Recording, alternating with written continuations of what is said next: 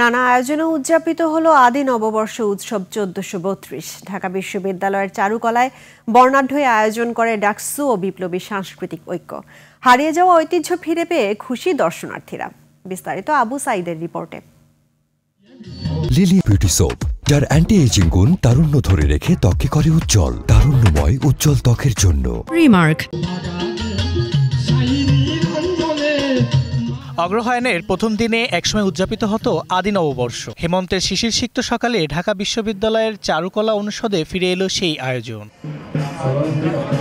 সোনালী ধানের গন্ধে আমোদিত 10 দিকের ছবি মূর্ত হয় রঙিন ক্যানভাসে। আনন্দযাত্রা, গ্রামীণ মেলা ও মনোজ্ঞ সাংস্কৃতিক পরিবেশনায় মুখর এই আদি আয়োজন উদ্বোধন করেন ঢাকা বিশ্ববিদ্যালয়ের সহ উপাচার্য।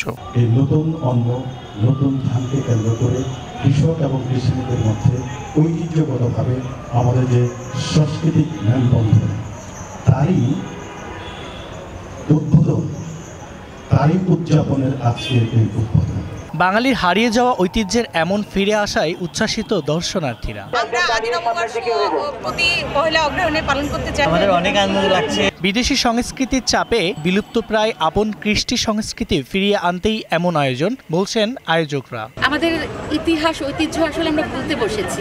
নানান রকমের নানান বিদেশি সংস্কৃতি আমাদেরকে ঘিরে ধরেছে। আমরা দেখা যায় যে নিজের সংস্কৃতি ভুলে আমরা বিদেশি সংস্কৃতিতে আকৃষ্ট হয়ে যাচ্ছি।